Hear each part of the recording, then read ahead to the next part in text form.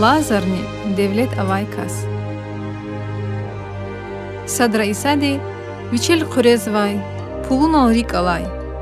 Din davay, çeb mihitirdi hesab zavay ksariz iklahana. Küne kün insan revilik, hak mihik sarkez qalurzva. Amma Allah diz körikere vuşavata xabarva. İnsan re qiymet guzayzat Allah diz takaya. Axpa ada abruz intars guday misal raxana. Devlet havay sakas xanay. Ada vichel paçah dinhtin iyer piker aluk iz, kan dayval nez, koz, kefer cugazvay. Adan kolin rikarin sibe, qliq iliz khireri qonvay lazarlı huday, qoqayra giyergi xanvay. Devlet havaydan sofra dilay alamuk aykusar vichal muz halttat aluhuz am vilalaz jeday.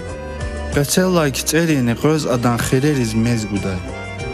Lazar qayla malaykre am qaçuna İbrahim peygamber din patot xana.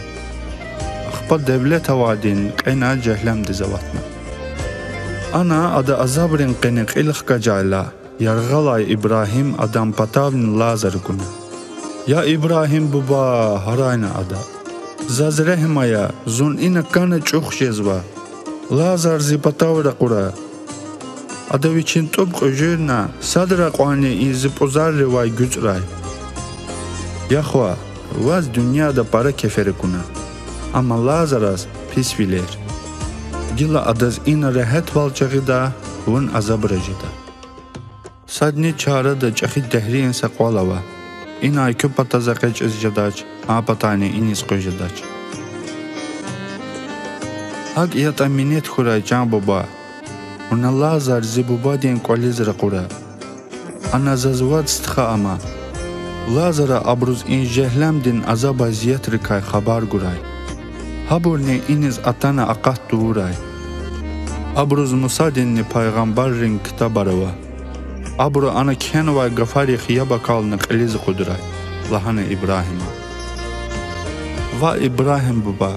Abur Allah din raqil hukam patalay. Qaybur kasad abrun qiliv feyt aqsanya. İbrahim Allahana. Abur Musa dinni peygamberin gafar al çalaq jezaşta.